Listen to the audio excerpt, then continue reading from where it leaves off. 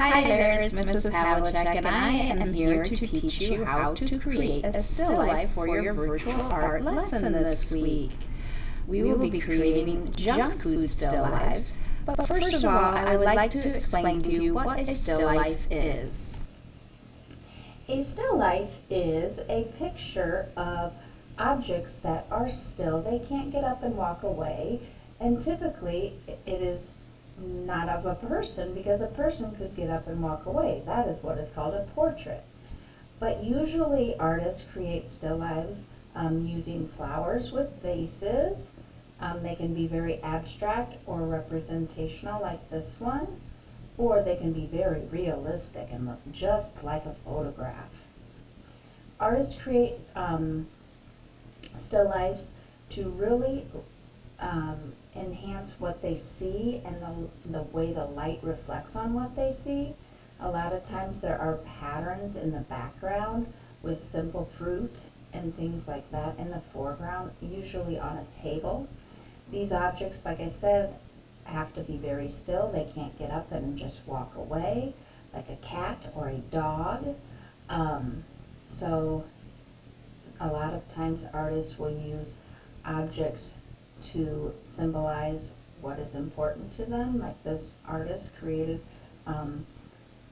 his subject out of art materials, and from this person did more music items, and usually the items that they use are placed so that some are in the foreground and some are in the background. Some are larger, some are taller, and a lot of different shapes.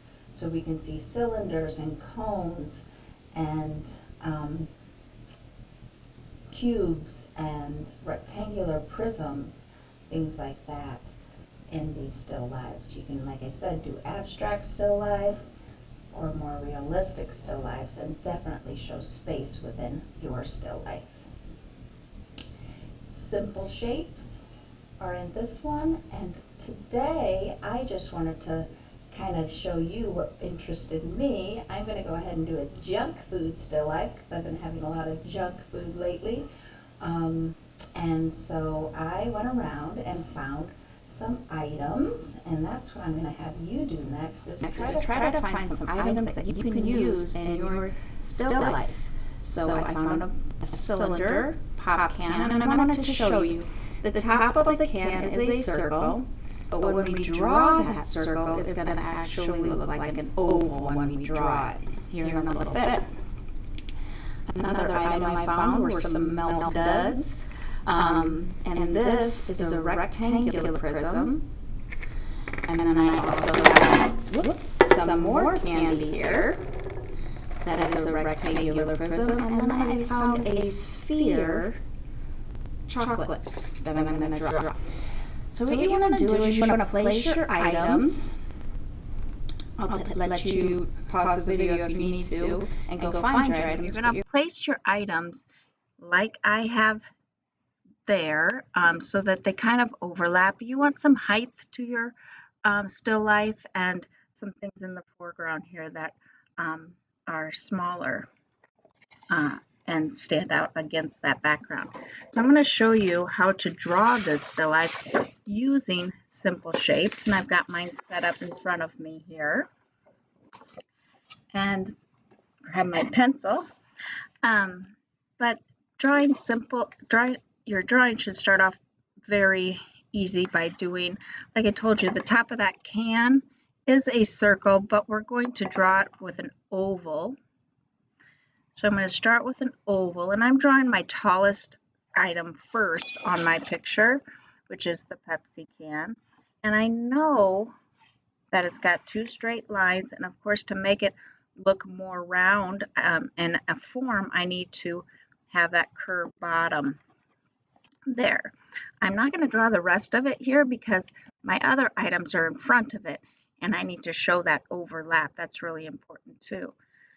My Charleston shoes sit right here, and I'm going to show you how to draw the bottom of the Charleston shoes to make it look like a rectangular prism. You just draw those second edges like Mr. Brandt showed you when you were making forms, and then I'm going to have those kind of fall behind it, like I said there. And then in front of this, I drew a little too far because my milk duds are right here. So I'm going to start off with my rectangle that is kind of more at an angle. And then again, just these lines that come back at the same angle. And there is my overlap and my milk duds. Now my little candy here, my sphere candy, which would typically just look like a circle here, and that's how you'll start, but we are going to shade it to look like a form a little later when we do our shading, and it's got kind of a wrapper here like this, so I'm overlapping that to show that wrapper. What is also very important with the still life are details, so I would of course come in and draw all my details and I'll spell out all of the words that I need to make my candies look just like my candies. And then I would write out the words, and over here on my Pepsi can, I need to have that symbol to represent Pepsi. Oh, don't forget the pop can tab up here. And show that. When you finish all of your details, it's always fun to find a ground line for this. And a lot of times artists do patterns on their table. And I love doing patterns on my table. I did a checkerboard on my other pattern. Maybe this one I'll do more of a abstract kind of wood swirly pattern, you know, like the grains of the wood. Kind of like you can see in my picture there. That's where I got that idea. And I would come in and then I can color those patterns later. It makes it a little more fun, I think. There's no right or wrong here. You can make it up. But what we're really looking to see here, friends, are form, overlap, height difference, and details to really make your junk food items stand out. I'd come in and write out all the words and try to spell them and do the font just the way they are on the box. But like I said, I'm not going to spend my time or your time doing that in front of the camera because I want you to have your own time doing this. So once you finish that, a lot of times it's always nice to have a nice dark outline.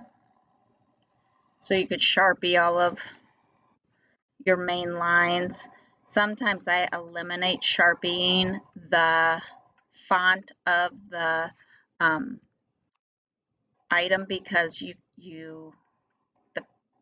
Sharpie tends to kind of smudge into those details, and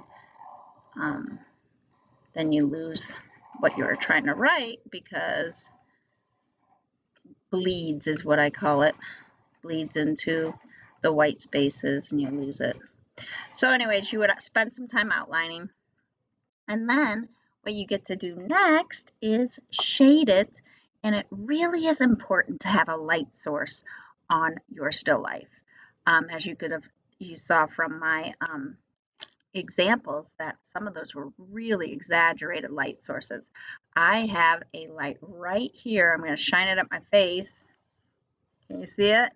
Anyways, that is shining right on this angle of my still life. So anything on this side is going to be really, really, really light. And then when I get over here to the darker edge, I'll also add some shadows down here to make it a lot darker. Now I've already started coloring one, so I'm going to put this one back in front of me. This one really doesn't have any value to it yet, but I'm going to show you how you can enhance your dark darks and your light lights. You can take a darker crayon, which I'm doing right here, and adding a little bit of black to this edge. And that's just going to give it more dimension. It did already. Just a simple little line here of black. I'm going to do the same thing right here. Not pressing really, really hard. I'm pressing a really light just to show that that object, that Charleston chew box, is pushed back behind all of these other items that are in front of it. And I'm going to get a little darker here in that corner, and that just really, wow, pops out, makes it look good. this down here would also have a shadow. I can see it right here in front of me. So I'm just going to add a little bit of darkness down there. It makes it sit in its spot. Right here the same. And definitely down here we need some darkness. Even under our little chocolate right there. We're going to do that right there and get this a little more blended to make it look more like a sphere. I told you I would show you how to do that. I'm blending the bottom, keeping it light on top. What you can also do to make it look more like a form is take a white crayon or white color pencil, whatever you decided to use to do this, and lighten up the light sides. Or when you first start doing it, you can just keep it light, but I'm just adding some white to these edges, and that also brightens it up a little bit. Wow, I love how that turned out. It makes me want to just eat it. So there is my still life. Like I said, when you're doing it, try to put things so they're touching. You don't want things like they don't like each other. You want to keep them close together. Here's another example of a finished still life. These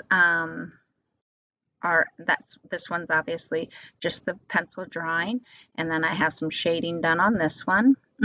Pringles. You can tell I eat a lot of junk food. And I hope that you have fun with your still life. Like I said, if you want to do junk food, you can. Otherwise, you can go ahead and try doing anything else that is a cylinder form or a cube or a rectangular prism. And then overlap them like you saw in some of my samples. Please remember, art is essential. I hope you have fun with this lesson, and I'd love to see what you create. So send me a picture. Have fun.